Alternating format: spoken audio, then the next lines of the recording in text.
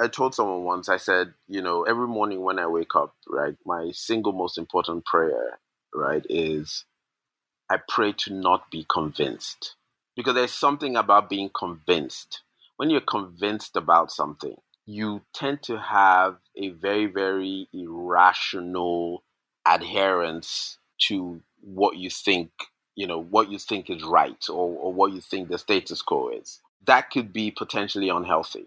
You always want to live every moment, or every time you feel like this is the right decision, you also want to leave a little bit of room for your mind to change.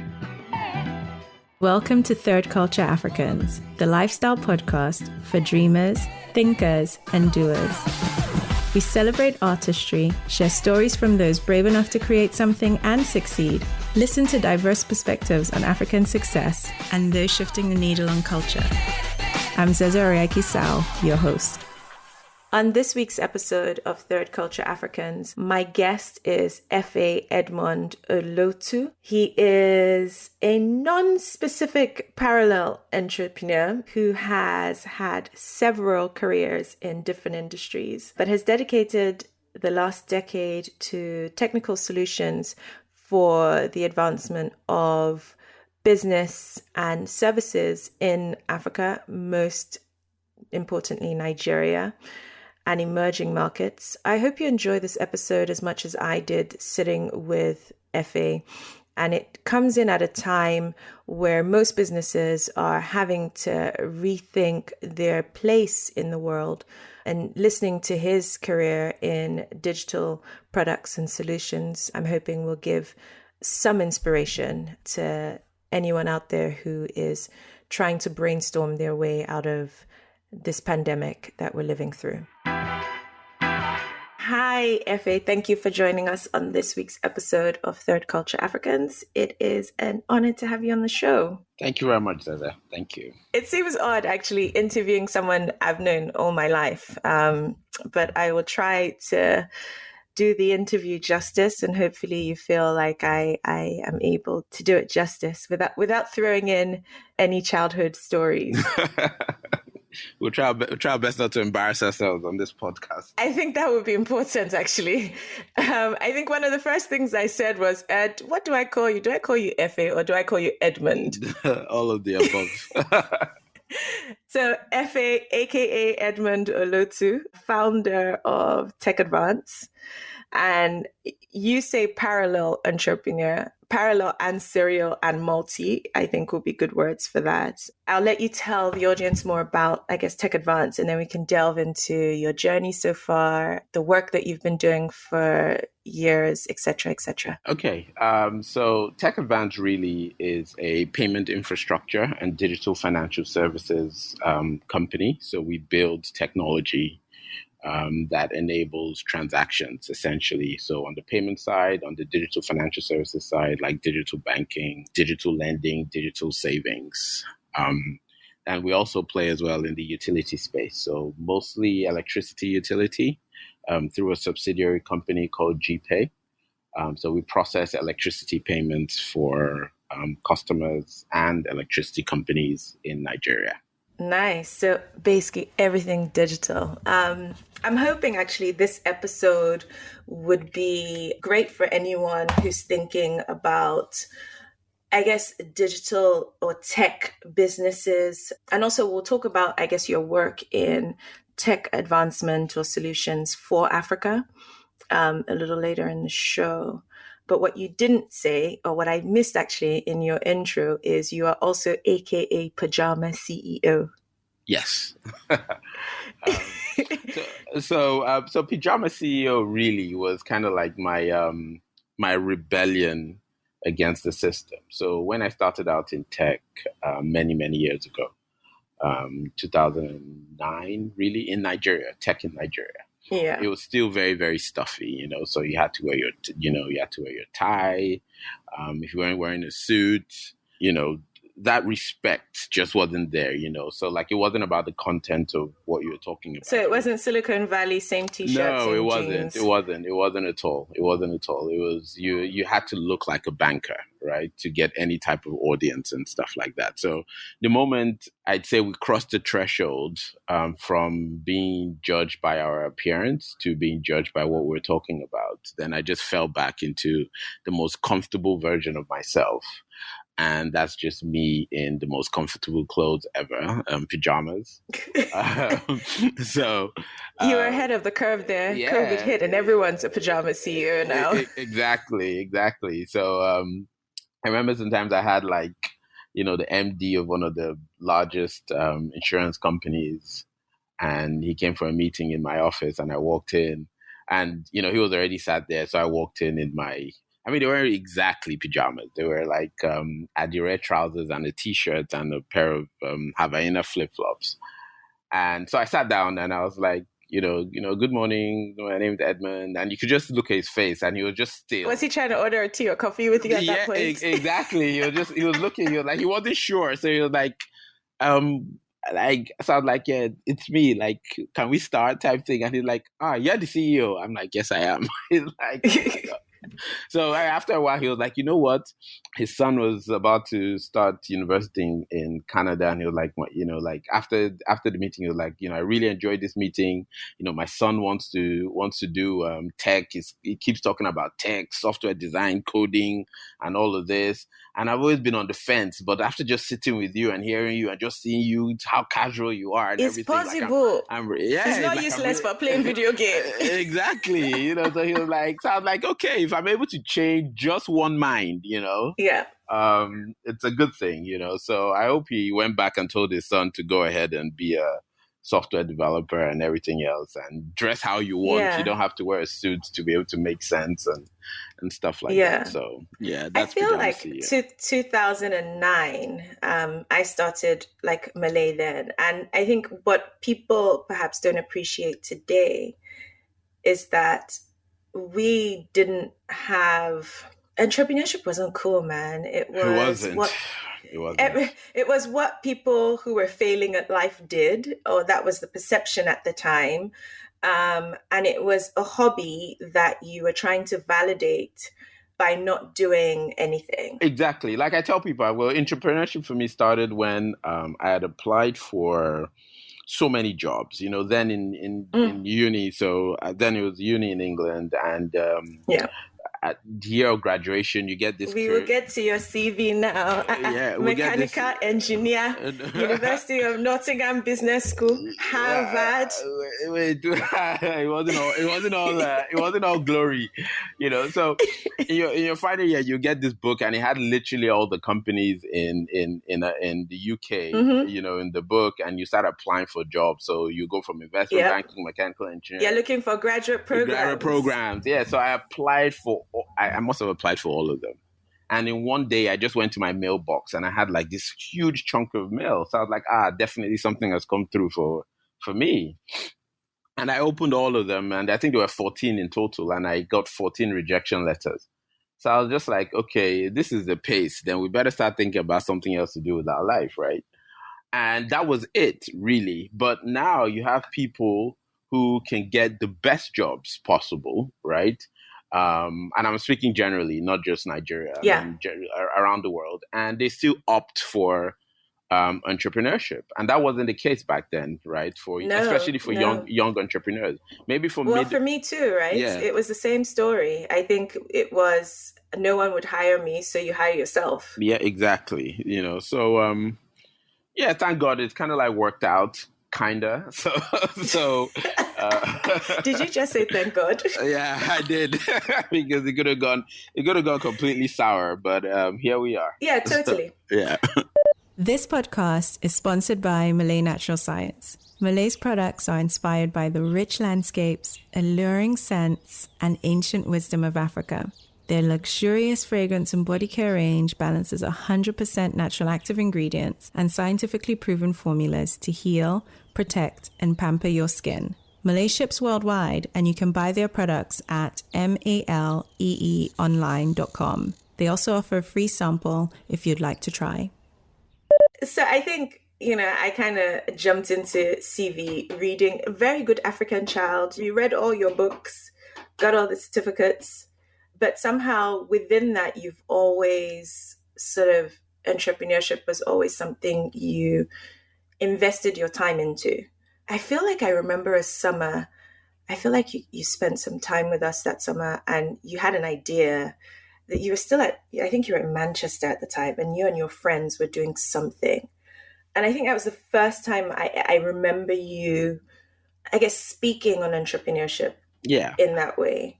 Yeah. I probably at that point never even knew how to spell it. I was probably still just, but It. yeah, it's always kind of like been at the back of my mind. I mean, the background we came from, parents work 9 to 5, and all that type of stuff. Then when I went to secondary school in Nigeria, then I got to see the other side. So I started interacting with kids whose parents had businesses and owned businesses and everything else. And I'd see their parents and stuff like that. So I'm like, oh, there's another way, So in my little bubble, my parents worked for Shell 9 to 5 and all of that. I didn't know there was actually another way. For context, I suppose we're both oil brats. Yes. Yes. And we're by and large, grew up in a very privileged environment where we were able to have less of a myopic view on Africa and opportunities, and to be able to experience Africa very differently with the stability and infrastructure that a large part of the continent doesn't even have. Yes. And I think as a result of that, though, you were going to say something? Yeah, I was going to say Napa never took light. No. I remember moving out of camp and that my first experience of that. And I think for the first few months, we would, like, my parents were trialing it out. So we would go to the house, like outside of camp, and then we would like go and shower, and like we would spend half the day and then go and sleep in the new house. Like it was very crazy. But yeah, infrastructure issues weren't things we experienced for a very long time till almost, like I say, well into teenage life, right? Like, and then in my case, I was sent out to a boarding school outside of the state that we were in. And then you met, because we all grew up with each other, so you didn't even know the world was different. Like, and you went to school, but your community was your community, and I guess the only way you knew if you how different you were was when you crossed people's front doors and how different they had like decorated their homes or furnished their homes, and that was even depending on where they went on cross posting. Exactly. I digress.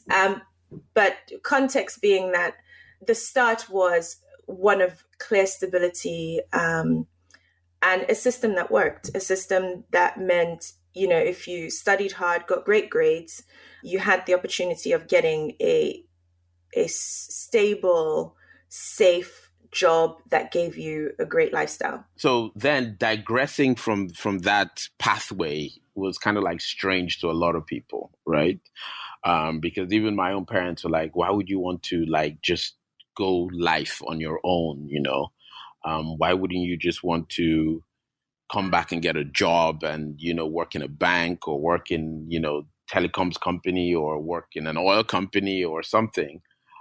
So it was kind of like really, really foreign to a lot of people back then in, say, 2000 and, between 2005 and 2009, when I was really just cutting my teeth in entrepreneurship, then finally moving back to Nigeria. And, and it's like, well, just get a proper job and, you'll be a manager in no time, and stuff like that. So it was really, really strange for people. It wasn't the cool thing that it is right now, No, far from it. And I think even more strange for you because you had already been a part of the US ecosystem of, raising venture capital money. You had already seen, I want to say, the future of where Africa perhaps now is in terms of raising funds. And then you had the one business that was a huge win, straight out of Harvard, really. Novira. Yes, I think all those things kind of Which is, again, textbook, right? That was textbook. Yes. Went to Harvard, had a startup, sold it to Johnson and Johnson for $600 million.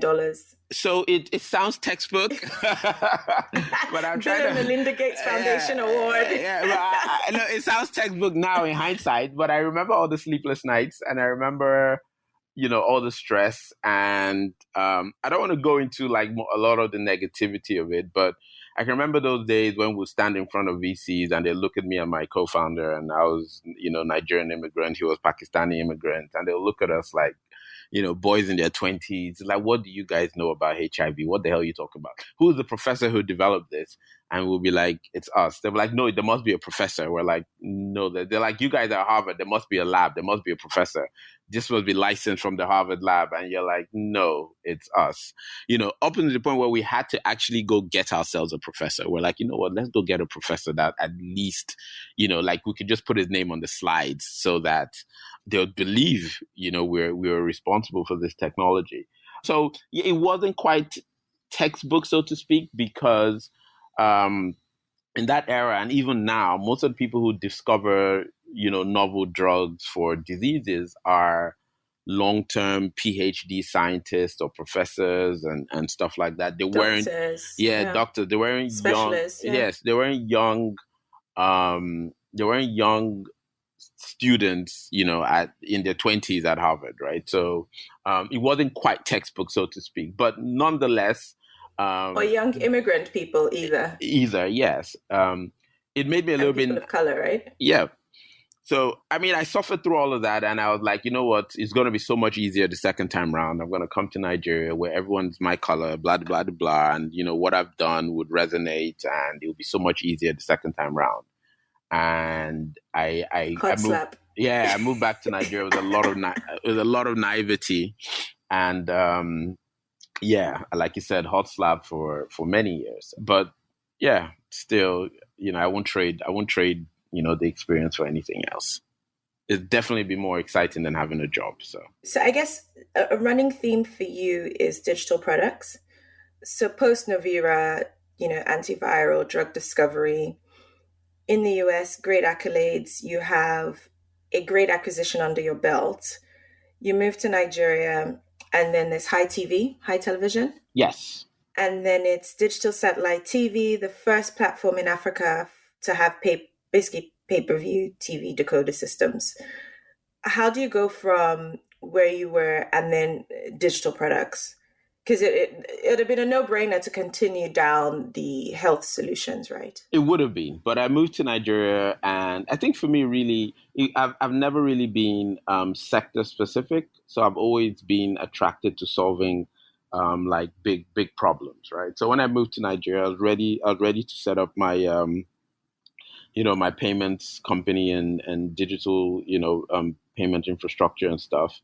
Then I met with Toyin Subaya through a friend of mine, and he was the founder of High TV, right?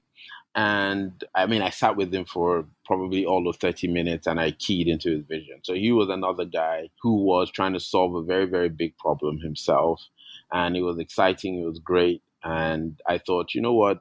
I wouldn't mind pausing my own aspirations for a couple of years. I ended up spending about 15 to 18 months there. So I wouldn't mind pausing my own aspirations to help to work with him on his journey to solving another big problem. And to a large extent, he broke ground, and he began solving that problem and almost solved that problem until the other, macroeconomic factors and microaggressions of Nigeria kind of like fed into that business and killed it. But nonetheless, he showed what was possible within a short space of time, what was possible for young entrepreneurs, because he was in his early 30s at the time as well. So it was definitely a good time for me. It was a good learning curve for me as well. And it bought me a couple of months of acclimatizing myself to Nigeria and understanding what exactly, this country was about before I kind of like set out on my own to start TechAdvance, which would then focus really on payments and payments infrastructure. But I guess the argument can be, but you're already a chairman. Why go work for someone else? Right?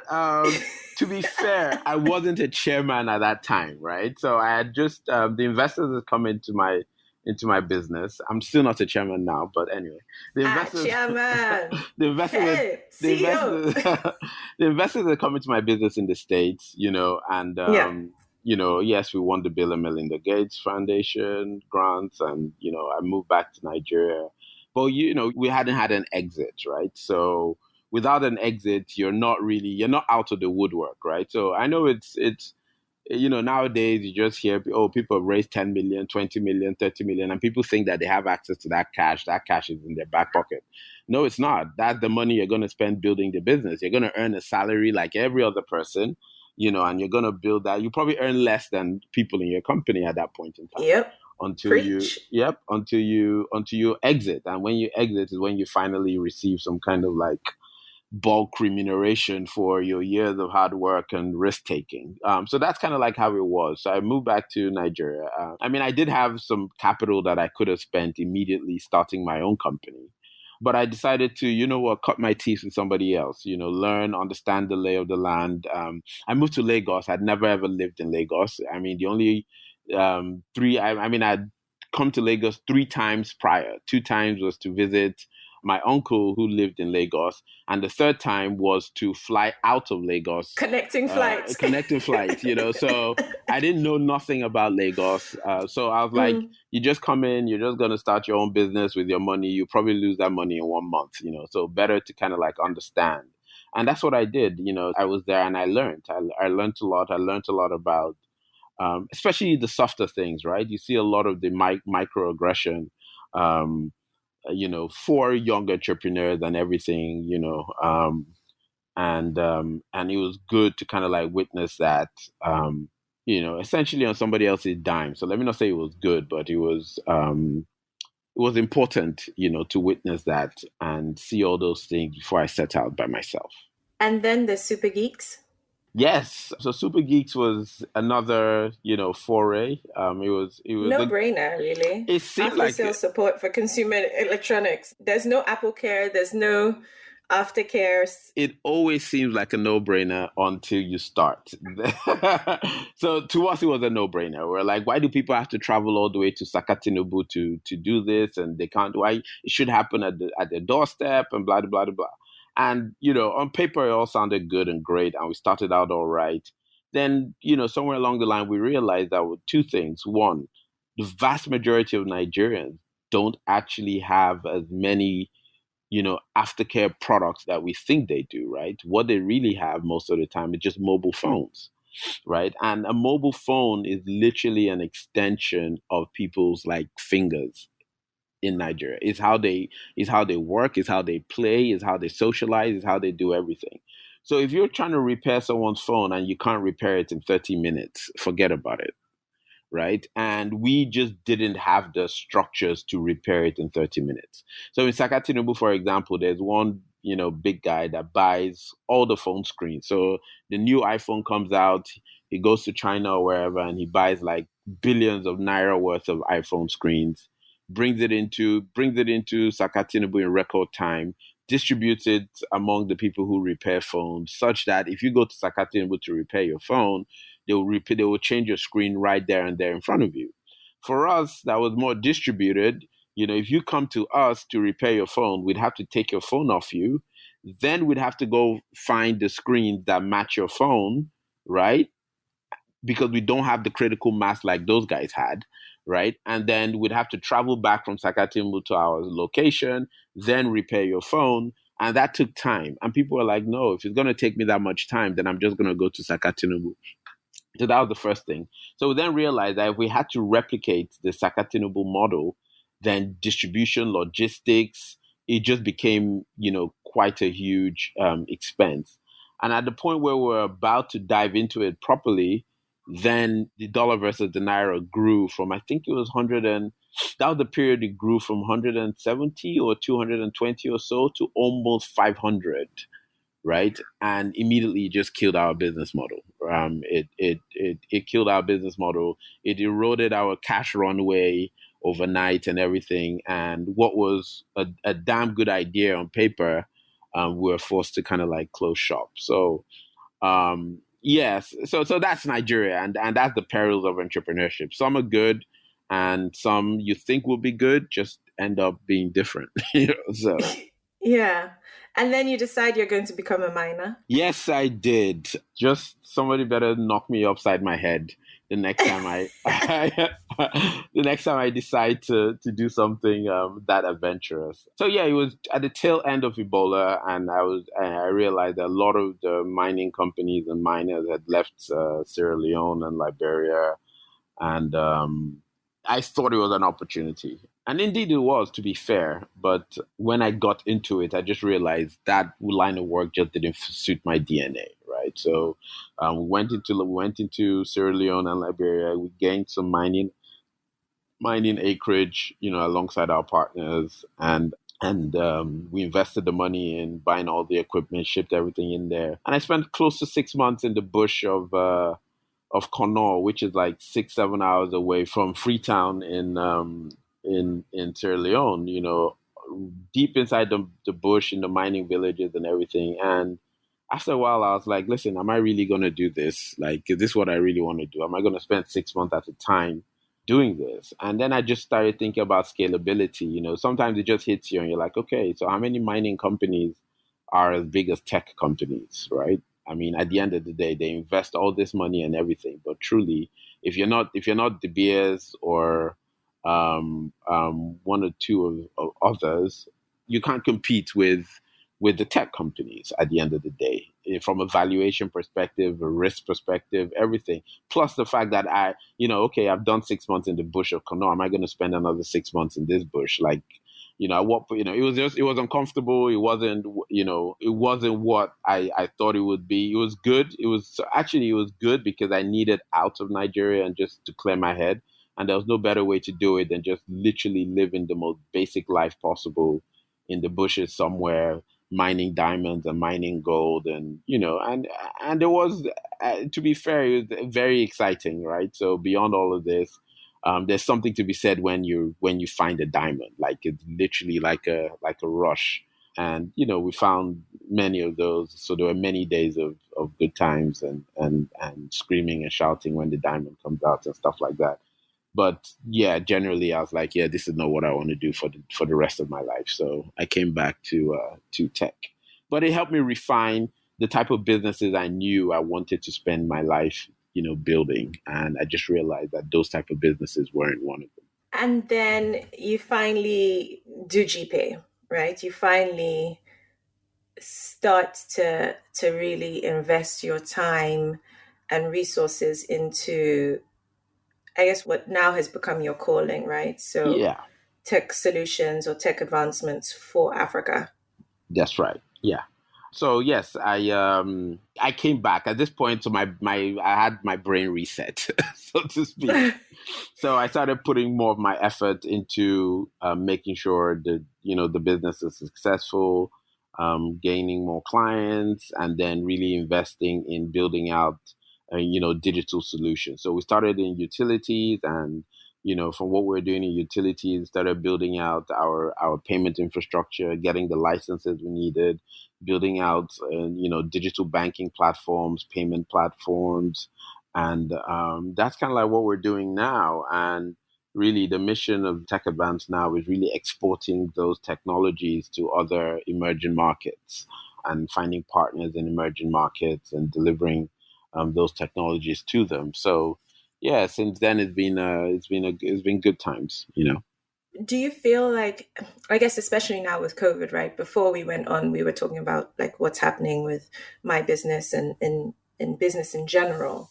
And I guess there's been a lot of talk in the last 5 years around the role of technology in the future of Africa and how that plays a role in not just consumer access to things, but as a solution to some of the long-standing issues we have within our ecosystem, whether that's infrastructure, whether that's a level of independence for the consumer. I know you speak about this a lot, and it's something you're passionate about, and have dedicated, by and large, the last decade to. For you, though, what does that mean for you? So I think COVID, did something for. I speak to Nigeria. I wouldn't want to say the entire African continent, but I'm sure what happened in Nigeria duplicated across other countries in Africa and across other emerging markets, right? And on multiple levels as well. So I think what COVID has done really during this period is to change consumer behaviors and consumer habits. So there were a lot of people who wouldn't have ever shopped online who shop online. There are a lot of people who felt like the only way they could transact was with cash, who are now transacting with digital services. So we brought a lot of people across that chasm from living kind of like analog lifestyles into being more interested in living kind of like digital lifestyles, and that's across the board from how they consume content to visual and written content to how they do transactions, make payments, how they shop for goods and services, and everything else, right? So it has helped to kind of like catalyze that, so to speak. But on the other side as well, it has also shown a lot of gaps in the core of can I say commercialization and industrialization, right? So up until this period, I was never really fully aware of what I consumed that was foreign, right? Until this period. Then I started realizing that, listen, I could literally consume more Nigerian stuff and I won't die. You understand what I mean? Like I could, and I think it's the same.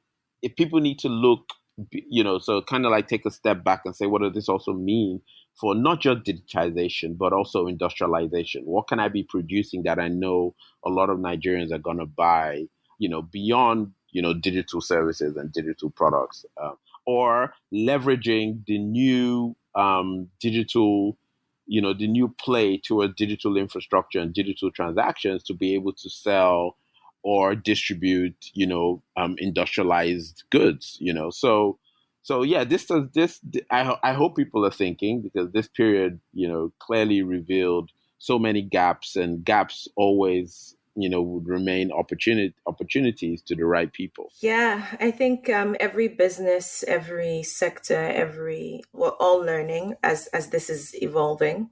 But I guess for people in the tech space, there's a, they always say the cool kids are the ones who predict the future, right? Um, it almost feels like you guys had a snapshot of what potentially the future might look like, as somehow potentially or somehow in a way ahead of the curve. And then you've gone from entrepreneur to investor, which we all read about in the textbooks as, hey, this is the way to go to grow your wealth, would be, having enough as an entrepreneur to then start investing. But I guess I want to speak to, and you've had enough experience fundraising, and also fundraising out of Africa. I feel like there's enough conversations that happen behind closed doors about like a despondent feeling about, there not being enough opportunities for young entrepreneurs out of Africa, but you were able to do it. Yes. So I have to tread carefully here, because I don't want it to sound like it's also rosy, and it's because it's clearly not. Back then as well, it was entirely different. So even sometimes when I see some of the deals that entrepreneurs are able to get today, I'm like, wow, that deal wouldn't have happened 10 years ago, right? So on one hand, it is easier for minority Black entrepreneurs to get good deals, but at the same time, I would say as a proportion of the total amount of deals out there, I think we're still lagging behind somewhat. So a lot still needs to be done to bring that throughput, to our own communities and everything, so that like um, we're really capturing a lot of that money that's out there for investment. But in terms of like the unit quality of those deals, I'd say they've drastically improved from back then. But in terms of the volume and the access and everything else, I don't know if it's the same. Obviously, right now we see what's going on with the current movement in the United States, and the United States is kind of like, in terms of where capital resides and capital for ideas resides, the United States is kind of like where it's at. So, all over Twitter and social media, you're seeing investment firms saying, listen, we want to do more. We weren't quite sure how to before, but right now we want to make active efforts to do more. So if you're a Black founder, you're a minority founder, make yourself known to us and stuff like that. So I'm hoping that's just not kind of like cosmetics, right? And that continues beyond this movement that's currently happening. And I also hope it extends to African entrepreneurs as well, right? So not just African American or Black British or Black French, but also extends, continent wide over here. If not, I think it's also time that wealthy Nigerians start looking at these opportunities. And even if they don't fully understand them, they should at least mimic them, right? Because there are a lot of wealthy Nigerians who have the funds, or let me just say wealthy Africans anyway, who have the funds to make these type of investments, at least the seed and early Series A type of these investments, who don't do it predominantly because they don't understand it, right? And sometimes if you Would wait, it be that, or is that it's just too risky? I think most of the time they don't understand it. I also think it's too risky. I also think that our markets are not sophisticated enough as well. Because yes, if you invest this money, how are you exiting? Right. One thing we have to know about like foreign investors is that at every step of the value chain, they know who they're exiting to. So the angel guy that comes in and puts 100 grand in your company is the one who is going to speak to the Series A guy. He knows his Series A guy, and he's telling that guy, "Hey, listen, I've done the early due diligence for you. I put 100K in this company. 18 months, we're gonna come back to you. It'll be your time. It'll be your time to put $2 million into the company." And he knows he's gonna make his 100K is gonna become 200K, and he's investing in the next company immediately after that. And he knows he can call on that guy. That Series A guy who is putting 2 million into it is also speaking to somebody else, and he say, "Hey, Series B guy, guess what? I put 2 million in this company. The guy at Angel, the guy at Angel told me that it was going to do this, and it really did do this. So I'm expecting that my $2 million is going to turn into $10 million, and when it does, I'm going to come speak to you." And the Series B guy is there waiting, and when that happens, it's a handshake. A deal is done, right? And the Series B guy then goes to Google Ventures or goes to Apple Ventures or Facebook or whatever and says, "Hey, I'm bringing you these guys. It's going to be a great addition to what your current portfolio. It's a good feature for your platform or whatever, whatever, whatever. I'll bring it to you once they've made some significant traction, and you're gonna buy it from me for 1 billion, right, or whatever." So that's how it works out in those markets because those markets are sophisticated. In Nigeria, we just don't have that yet, right? We don't have that yet. So on one hand, I'm quite happy that some of the Nigerian companies have been able to But not impossible, right? It's not impossible. It's just it will take time to build, right? The Silicon Valley we know of today and the tech investment that we know of today, remember, like the building blocks for all of that started with Microsoft and Apple back in the late 70s and early 80s. So we're talking about a close to 30 something year, yeah, a few decades. So in Nigeria, we're only 10 years in maximum, right? And 10 years in is nothing in the grand scheme of things, right? So what I'm also hoping is some of the investors and entrepreneurs who have had the opportunity of experiencing this are going to be the ones to then come back out and start to put these structures in place quicker and faster for other people, right? So the likes of Flutterwave and Della, and I mean, Ian's already doing it, Aboyaji. So the likes of those guys, they've made some exits and they're coming back and they're putting those structures in place, within Nigeria. So they would be the guys who would start to create the same structures where they can just literally handshake deals to each other until they exit. Yeah. I guess this versus Rich Uncle Network, right? That as well. So that's kind of like supposed to be the starting point, right? But in Nigeria, there's so much of an informal social security that people with a bit of means are subscribed to that is so difficult, kind of like looking beyond their noses into seed investments and angel investments, right? So even if you're a high earner or something and you have a bit of savings, you're constantly doling out money to extended family and other people around you because generally the country is just poor, right? That by the time you're done, someone speaking to you about investment almost sounds like they're begging you, right? You don't see it from the lens of this is an opportunity for me to mutually, benefit from. You see it from the lens of this is somebody asking me for a larger amount of money than normal. This is someone begging me for a larger amount of money than I'm used to giving the people who beg me for money, right? You don't see it from the lens of this is someone coming to me with an investment opportunity and an opportunity for me to make myself richer. So those dynamics have to change, and it would happen, but it'll take a little bit of time. I guess it's the difference in the conversation, like you're saying, where this is an opportunity for both parties to gain. I think for a long time, the thought of fundraising, especially I know that I faced this early on in my business where, and sometimes I guess the psychology is something I still grapple with. And when people go, oh, so how are you funded? And you almost want to kind of go, oh, but I'm all self-funded because I don't know, it's like a badge of honor. Yeah. Because you feel like you haven't gone begging. Yeah.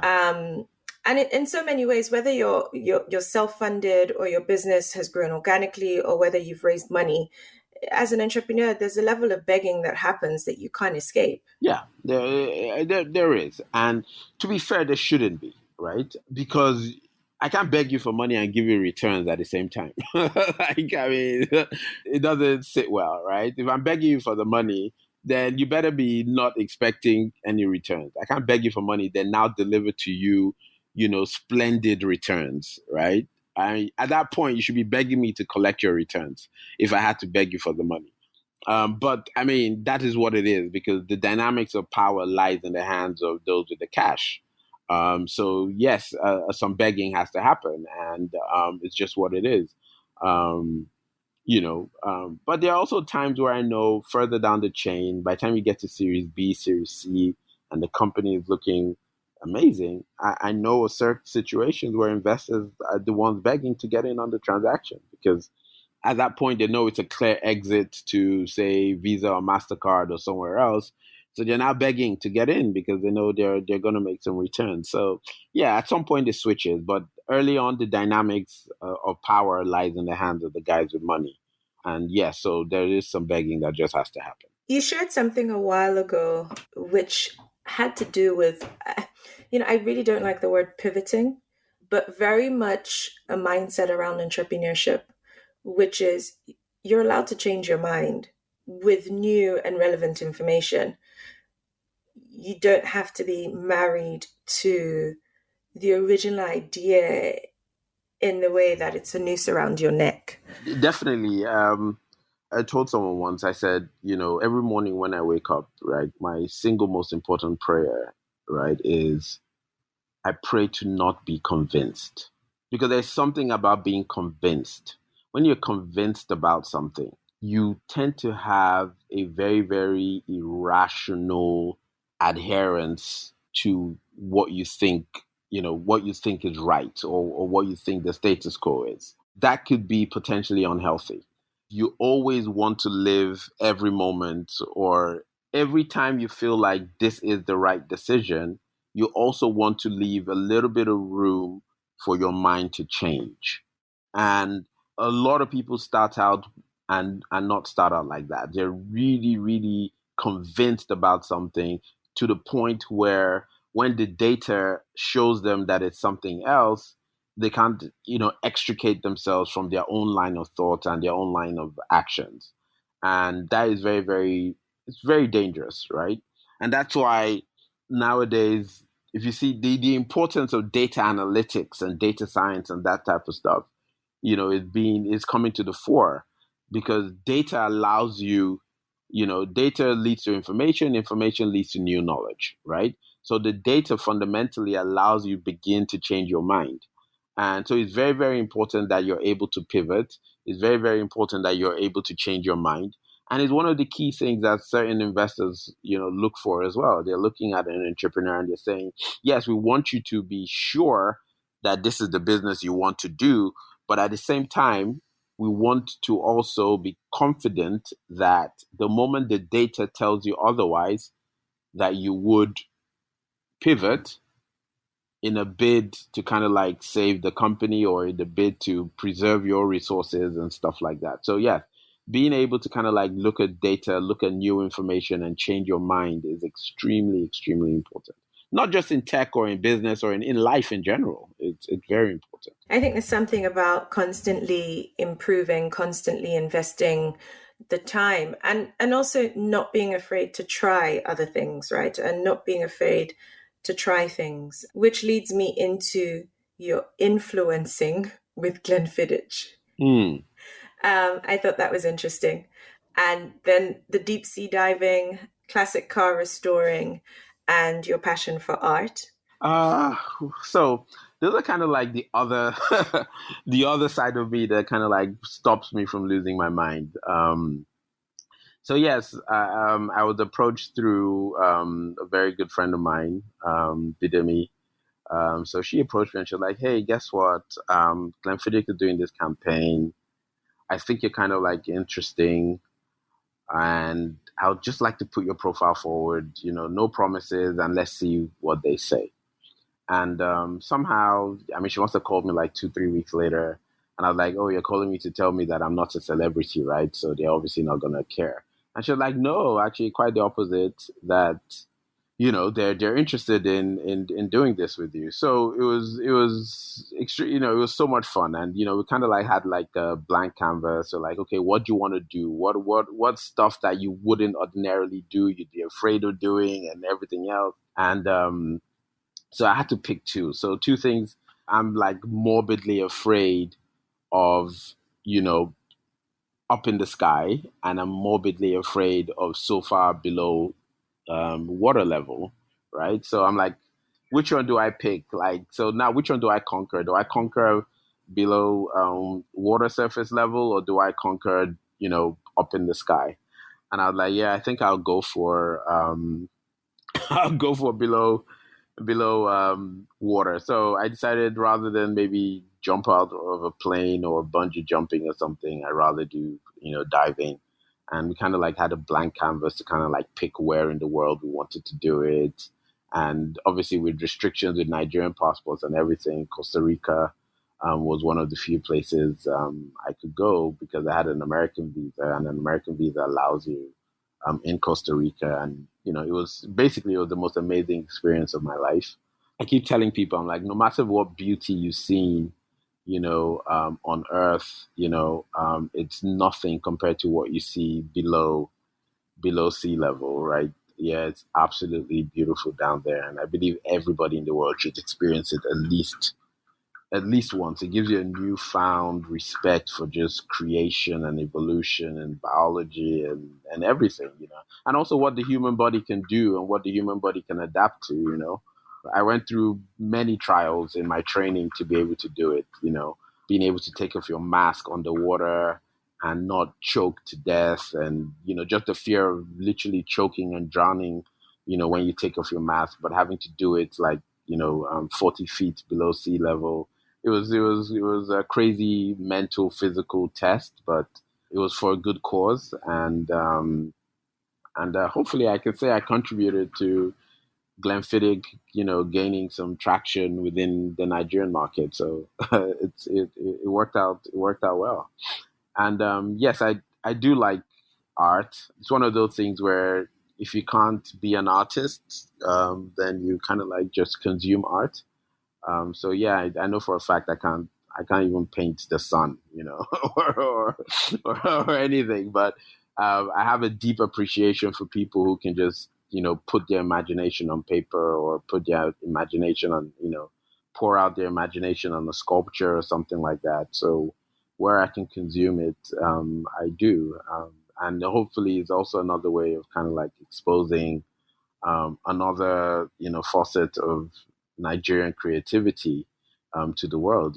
So it's easy for like musicians and and other creatives to get, conventional distribution out there. So everybody in the world knows about Nigerian music and Nigerian this. But we're to the collectors, to Nigerian art collectors in Nigeria, we're doing our bits to also expose what Nigerian art is to the world. And I think that's also pretty important mission. Very true. I feel like I've written down Patreon and Patriot in and amongst it. I think one of the common threads of, I guess, every guest on the show is the fact that the work that each guest does is purposeful and definitely work that is contributing to our culture and making a difference, and finding your way of doing that, right? I think with you, across whether you call it your interests and your work, I think you're passionate about advocating and creating voices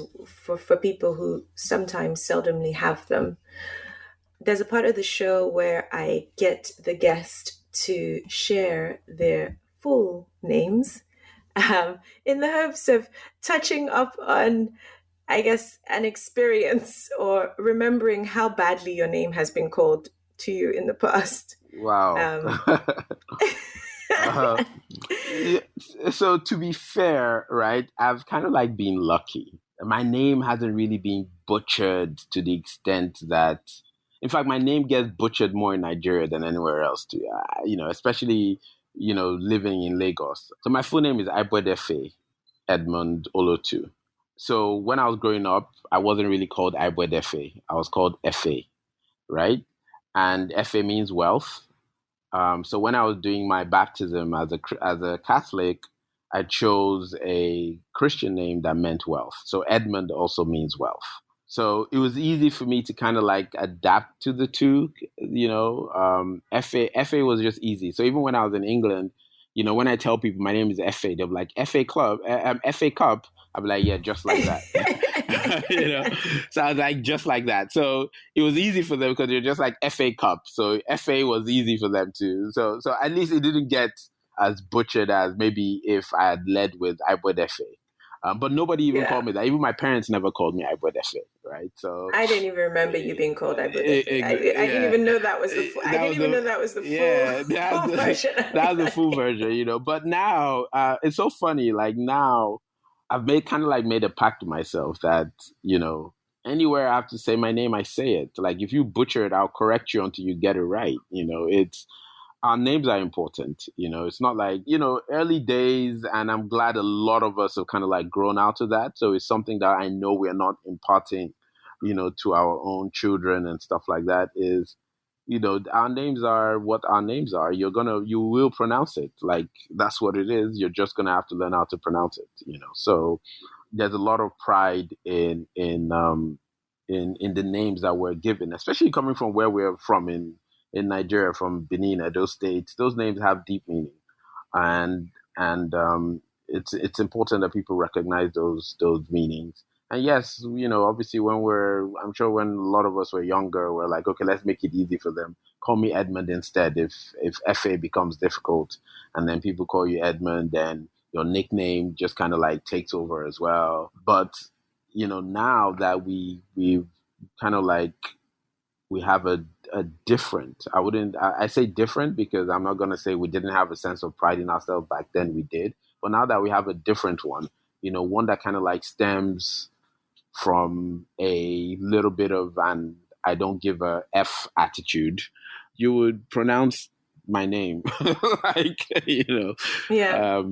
don't care if it takes you 10 minutes, you will pronounce it, so that's what it is. Thank you so much for being on the show and for sharing as much as you did. Where do people find you? I'm on Twitter, pajama_CEO, Instagram, pajama_CEO, Instagram again, Edmund Von Diddles, Instagram again, Ancient_Broom. That's where we do some, vintage car restoration. I didn't touch on that. Yeah, because okay, so this is super cool. Growing up, I'll let you do the talking about that. I'll try and... I was about to talk about your own interests like it's my own. No, I've always, I kind of like picked up a bug, like just watching, car restorations and stuff like that on TV. But besides that as well, I just kind of like always thought about, in Nigeria, what happens to these cars. Every time, new is not always better on one hand. And two, if we destroy everything old, then there's really no historical context to how anything came about, right?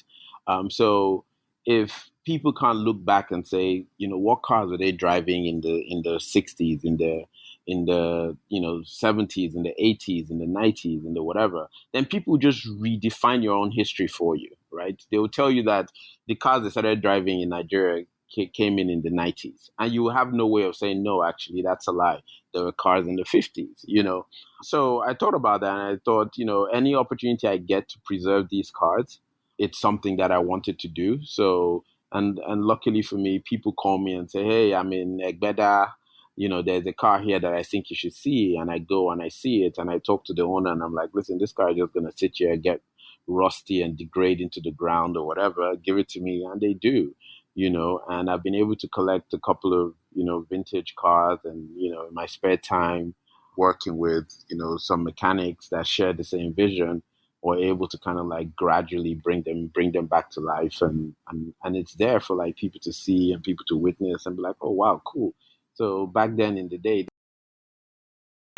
so it's a little hobby that we do on the side, Yeah. And I think it's a great one. I think in the same way the podcast for me is about documenting snapshots in time, I think it's a great one because I think there's a level of pride that comes from knowing that, your people have good taste. Definitely, definitely. And just being, and these little things we do now, it's you're a custodian of history. And there's pride in that as well, So even with your podcast, you're a custodian of the culture, of the history, of the moments. Even just speaking to you, I'm remembering things that like I thought I'd completely forgotten about, So yeah, it's a good thing. It's a good thing. Fabulous. Well, thank you so much for being on the show. I've enjoyed sitting with you on the podcast and chatting about your journey, and hopefully someone out there who's thinking of tech investments, Africa, listens to this episode and takes away some of the gems that you were able to share with us and can get in touch with you. And we look forward to seeing what you do next. Thank you. Thank you very much, Zeza. Thank you. I appreciate it. Thank you for listening to this episode of Third Culture Africans, the Lifestyle Podcast. We would love to hear from you. So please find us on Facebook or Instagram at Third Culture Africans and leave us a comment. A review goes a long way in getting our show noticed. So please leave us one if you enjoyed this episode, and we'll see you next time.